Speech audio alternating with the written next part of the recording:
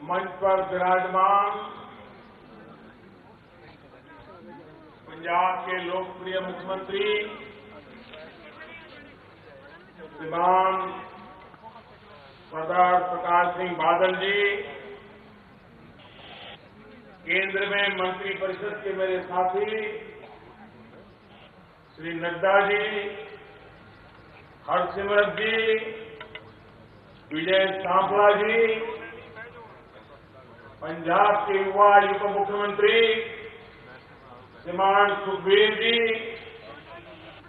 पंजाब सरकार के मंत्री श्रीमान सुरजीत जी, सांसद श्रीमान बलविंदर जी, यहां के विधायक श्रीमान स्वरूपचंद सिंगला जी और विशाल संख्या में पधारे पंजाब के बहादुर भाई और बहनों, ये मेरा सौभाग्य है कि मुझे फिर एक बार आपके बीच आने का अवसर मिला। पिछले महीने लुधियाना आया था, तभी मैंने कहा था कि समय भाव से मैं बठिंडा नहीं जा पा रहा हूं, लेकिन जल्द से जल्द मैं बठिंडा आऊंगा और आज वो वादा मैं पूरा कर रहा हूं।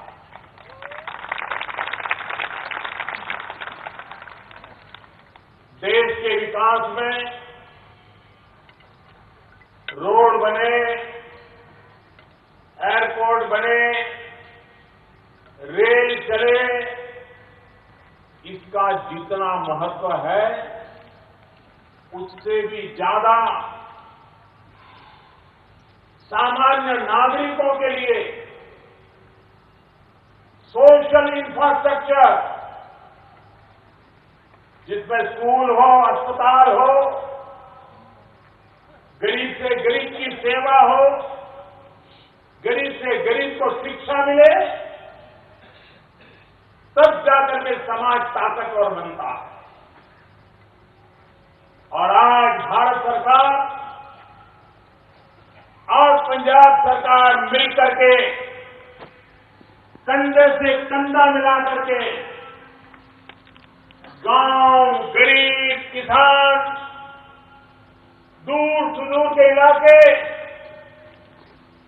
उनके जीवन में बदलाव लाने के लिए जहां बिजली नहीं बिजली पहुंचे, जहां पानी नहीं पानी पहुंचे, जहां अस्पताल नहीं वहां अस्पताल बने, जहां स्कूल नहीं वहां स्कूल बने, उस काम पर बल दे रहे हैं।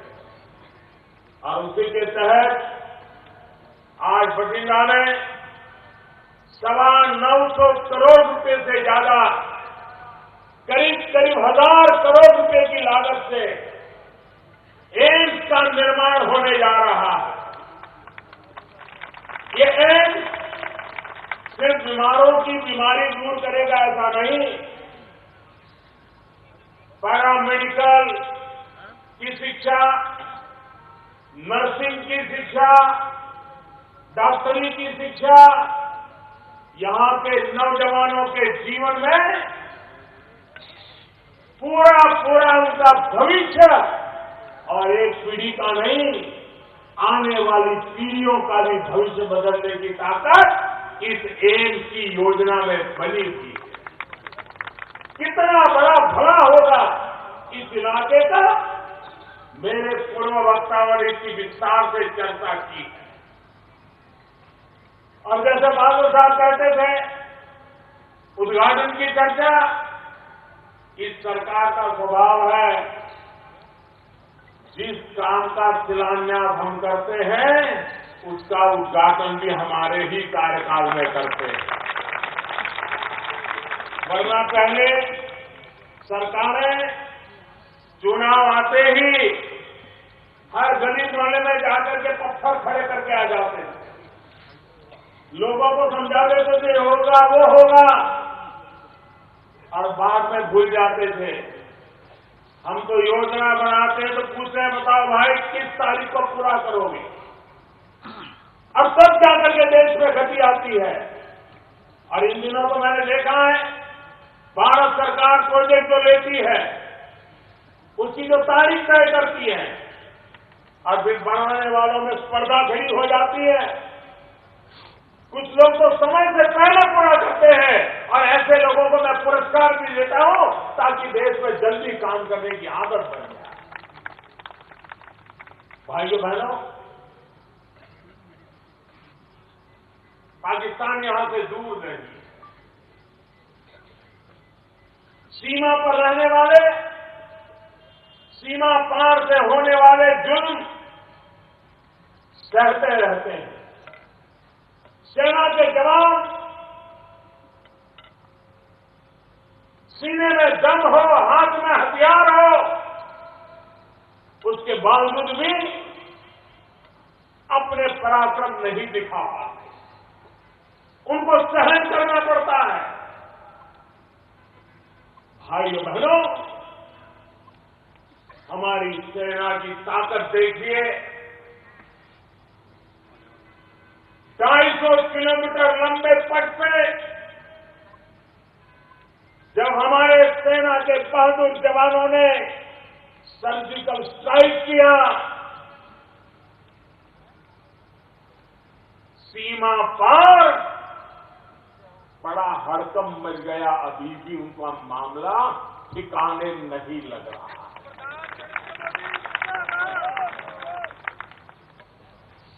लेकिन मैं पाकिस्तान के पड़ोस पे आज खड़ा हूं तब, सीमा पर खड़ा हूं तब, मैं फिर एक बार पाकिस्तान की आवाम से बात करना चाहता हूं।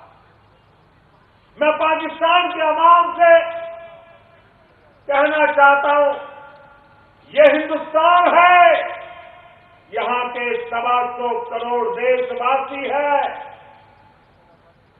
जब पेशावर में बच्चों को मार दिया जाता है, 225 करोड़ हिंदुस्तानियों की आंख में आंसू टपकते हैं। आपका दर्द हर हिंदुस्तानी को भी अपना दर्द लगता है। पाकिस्तान के अवाम तय करे, उनके हुक्मनारों से जवाब मांगे। अरे लड़ना है तो भ्रष्टाचार के खिलाफ लड़ो, लड़ना है तो काले धन के खिलाफ लड़ो, लड़ना है तो जाली नोट के खिलाफ लड़ो, अरे लड़ना है तो गरीबी के खिलाफ लड़ो। ये भारत के साथ लड़ाई लड़के खुद को भी तबाह कर रहे हो और निर्दोषों का मौत के गुनहगार बनते चले जा रहे हैं। और इसलिए पाकिस्तान की अवाम भी गरीबी से मुक्ति चाहती है। कोई कारण नहीं है अपने राजनीतिक उल्लू सीधे करने के लिए ये तनाव का माहौल बनाए रखा जाता है। और अब पाकिस्तान ने देख लिया है भारत की सेना में दम कितना है, हमारे फौजियों की ताकत कितनी है, अब परिचय करवा दिया। भाइयों बहनों, इंडो वाटर ट्रीटी, सतलज,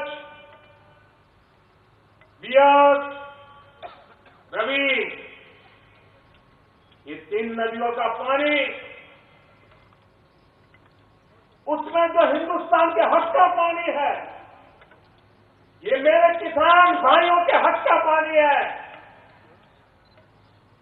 वो पानी आपके खेत में नहीं आ रहा, पाकिस्तान के माध्यम से समंदर में बह जाता है। न पाकिस्तान का उपयोग करता है, न हिंदुस्तान के किसान के नसीब आता है। मैं एक बड़ी मक्कमता के साथ आगे बढ़ रहा हूं।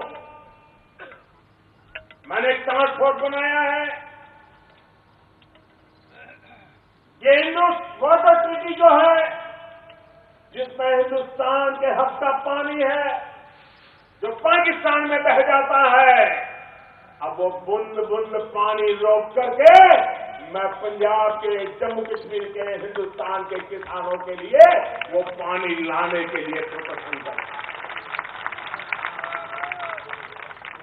भाइयों बहनों, कोई कारण नहीं है हम हमारे हक का भी इस्तेमाल न करें और मेरा किसान पानी के बिना तरसता रहे। आपके मुझे आशीर्वाद चाहिए भाइयों बहनों, आपके खेतों को भी लबालब पानी से भरने का इरादा लेकर के मैं चल रहा हूं। पानी की समस्या के समाधान है, मिल बैठ करके रास्ते निकल सकते हैं। पाकिस्तान में पानी चला जाए और दिल्ली में सरकारें आई चली गई, होती रही और मेरा किसान रोता रहा। भाइयों बहनों, और पंजाब के किसान को तो अगर पानी मिल जाए तो मिट्टी में से सोना पैदा करके देश की तिजोरी भर देता है, देश का पेट भर देता है। उस किसानों की चिंता करना, उनका हक दिलाना, ये दिल्ली में बैठी हुई सरकार भी बादल साहब के साथ कंधे से कंधा मिला करके चलने वाली सरकार है। भाइयों बहनों, मैं आज किसानों से एक बात आग्रह से करना चाहता हूं। कोई ये तो कहेगा कि मोदी को राजनीति आती नहीं है, चुनाव सामने है और किसानों को ऐसी सलाह देता है। मेरे किसान भाइयों बहनों, मुझे चुनाव के गणित से कोई लेना देना नहीं है। मुझे तो मेरे किसान का भला हो, यही मेरा हिसाब किताब है।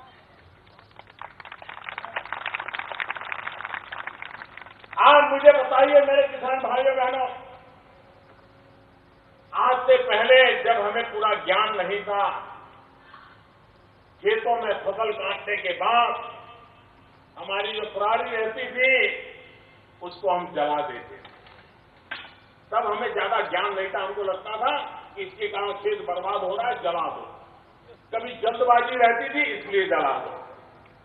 लेकिन अब विज्ञान ने सिद्ध कर दिया है कि जिस खेत में जो फसल होती है उसकी फसल काटने के बाद जो वेस्टेज निकलता है, पराली कहे कुछ भी कहे, वो उस खेत में जो धरती माता है उसका उत्तम से उत्तम खुराक हो सकता है। अगर उसी को एक बार मशीन घुमा दे, ट्रैक्टर घुमा दे, जमीन में गाड़ दे, तो आप ही के खेत की वो धरती माता की अच्छे से अच्छी खुराक होती है। मेरे किसान भाइयों बहनों, जैसे धरती मां को पानी की प्यास लगती है, वैसे धरती मां को भूख भी लगती है, उसको खाना भी चाहिए। ये पराली अगर उसके पेट में फिर से डाल दोगे तो ये धरती मां आपको आशीर्वाद देती है, उससे 10 गुना आशीर्वाद देगी और आपका खेत फले फूलेगा भाइयों। और इसलिए इसको जलाओ मत, ये आपकी संपत्ति है। अरबों खरबों रुपये की संपत्ति मत जलाओ। और मैं सिर्फ पर्यावरण के नाम पर बातें करने वाला व्यक्ति नहीं हूं, मैं तो सीधा सीधा किसान की भलाई की बातें करने वाला हूं। और इसलिए पंजाब हो, हरियाणा हो, पश्चिम उत्तर प्रदेश हो, उत्तरी राजस्थान हो, हम ये पराली न जलाएं। और अब तो विज्ञान आगे बढ़ रहा है, ये वेस्टेज में से इथेनॉल बनने की संभावनाएं सामने नजर आ रही है। भारत सरकार उस पर बड़ा तेजी से काम कर रही है। आने वाले दिनों में हमारे किसानों को उसका लाभ मिलेगा और जब लाभ मिलेगा तो पराली से भी पैसा आएगा। और इसलिए मेरे भाइयों बहनों, आज से संकल्प करो, हमारी धरती माता का हक का जो खाना है उसको हम जला नहीं देंगे, उसको उसी जमीन में गाड़ देंगे। वो खाद बन जाएगा, मां का पेट भी भरेगा, उत्तम फसल भी होगी, जो देश का भी पेट भरेगा। और इसलिए मैं आपसे आज आग्रह करके आया। भाइयों बहनों, आप जानते हैं भ्रष्टाचार ने, काले धन ने इस देश के मध्यम वर्ग को लूटा है, उसका शोषण किया और भ्रष्टाचार काले धन ने गरीबों को उसके हकों से वंचित रखा। मुझे मध्यम वर्ग का शोषण बंद करवाना है। उनके लिए लूट जो हो रही है वो लूट बंद करवानी है और मुझे गरीबों का जो हक है वो हक दिलवाना है। कुछ भी काम करो, बच्चे को स्कूल ले जाना है तो भी स्कूल वाला कहता है चेक से इतना लेंगे, कैश में इतना लेंगे। जमीन खरीदनी है, बोले कैश से इतना लेंगे, चेक से इतना लेंगे। अस्पताल डॉक्टर के पास जाना है, कैश इतना दो, चेक इतना दो। ये काला कारोबार देश को दीमक की तरह खाता चला जाता है। और इसलिए भाइयों बहनों, 500 और 1000 रुपए की नोट पर प्रतिबंध लगाया है। नई नोट धीरे धीरे आने वाली है और देश की जनता ने जो तकलीफ झेली है, कठिनाई झेली है, भाइयों बहनों, करोड़ों करोड़ों देशवासियों का शुक्र गुजारने के लिए मेरे शब्द भी कम पड़ जाते हैं। इतना आपने कष्ट झेलने के बाद भी इस अच्छे काम के साथ आप खड़े रहे, ईमानदारी के काम के साथ खड़े रहे। भाइयों बहनों, कठिनाइयों का रास्ता भी है और उस रास्ते के लिए मैं आपकी मदद चाहने आया। आपका जो पास मोबाइल फोन है वो सिर्फ मोबाइल फोन नहीं है। आपके मोबाइल फोन को आप अपनी खुद की बैंक बना सकते हो। आपके मोबाइल फोन को आप अपना बटवा बना सकते हो। एक भी रुपये का कैश नोट न हो तो भी आज का विज्ञान ऐसा है, टेक्नोलॉजी ऐसी है, अगर आपके पैसे बैंक में जमा पड़े हैं तो आप मोबाइल फोन से बाजार से खरीदी कर सकते हैं, मोबाइल फोन से पेमेंट दे सकते हैं। हाथ को रुपये को छुए बिना भी आपका पूरा कारोबार कर सकते हैं। हमारे देश में जितने परिवार हैं उससे 4 गुना टेलीफोन है हाथ में लोगों के, मोबाइल फोन है। आज मोबाइल बैंकिंग चलता है। भविष्य में भी भ्रष्टाचारियों को फिर से अगर उठने नहीं देना है, काले धन वालों को उठने नहीं देना है, तो मैं देशवासियों से आग्रह करता हूं, अपने मोबाइल फोन में ही बैंक का ब्रांच बना दो। मोबाइल फोन पर बैंकों के ऐप होते हैं, उसको डाउनलोड करिए। मैं नौजवानों को कहूंगा, यूनिवर्सिटी को कहूंगा, राजनेताओं को कहूंगा कि अपने इलाके में नागरिकों का प्रशिक्षण करें, व्यापारियों को शिक्षा करें। हर एक के मोबाइल में अगर ऐप आ गया तो मैं जिस दुकान में जाऊंगा उसको कहूंगा कि मेरे पास ये ऐप है, मुझे 200 रुपये का सामान चाहिए, आप मोबाइल फोन में नंबर लगाइए, 200 रुपया 1 सेकंड में उसके पास चला जाएगा और वो देखेगा हाँ मेरा 200 रुपया आ गया, आपका काम होगा। भाइयों बहनों, अब वो जमाना चला गया कि जेब में नोटें भर भर करके जाना पड़े, चोर लुटेरों का भी कोई भय नहीं। भाइयों बहनों, जाली नोट इसने हमारे देश के नौजवानों को तबाह किया। मेरे देश के नौजवानों को बचाने के लिए जाली नोटों का भी खात्मा करना ये समय की मांग है। और इसलिए मेरे प्यारे भाइयों बहनों, मैं आपसे आग्रह करता हूं, मैं आपसे आग्रह करने आया हूं कि आप पूरी समर्थन दे करके ये देश को महान बनाने का जो अभियान चला है, उस अभियान में कंधे से कंधा मिला करके चलिए, हर किसी की मदद कीजिए और हमारे पंजाब को आगे ले जाइए। ये पंजाब का सौभाग्य है। ये बादल साहब जैसे ऐसे एक महान नेता पंजाब की धरती पर है। ये देश इस बात का गर्व करता है, जब हिंदुस्तान के यंगेस्ट चीफ मिनिस्टर की चर्चा होती थी तो कहा जाता था भारत का सबसे यंगेस्ट मुख्यमंत्री है तो प्रकाश सिंह बादल है।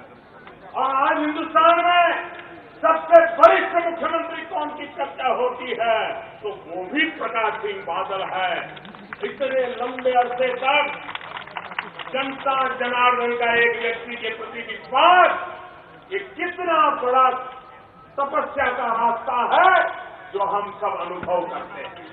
आइए भाइयों बहनों, पंजाब के भाइयों बहनों, पंजाब के उज्जवल भविष्य के लिए ये दिल्ली आपके साथ है, दिल से आपके साथ है, मिलकर के चलना है, नया पंजाब बनाना है, ताकतवर पंजाब बनाना है, यहाँ के नौजवानों के जीवन को बदलने वाला पंजाब बनाना है और एम्स से एक नया चैप्टर खुल रहा है जो स्वस्थ पंजाब की दिशा में एक महरूम कदम होगा। मैं फिर एक बार आप सबका बहुत बहुत धन्यवाद करता हूँ, बादल साहब का धन्यवाद करता हूँ। तो बहुत बहुत धन्यवाद प्रधानमंत्री जी। मैं अब बेनती कर रहा हूँ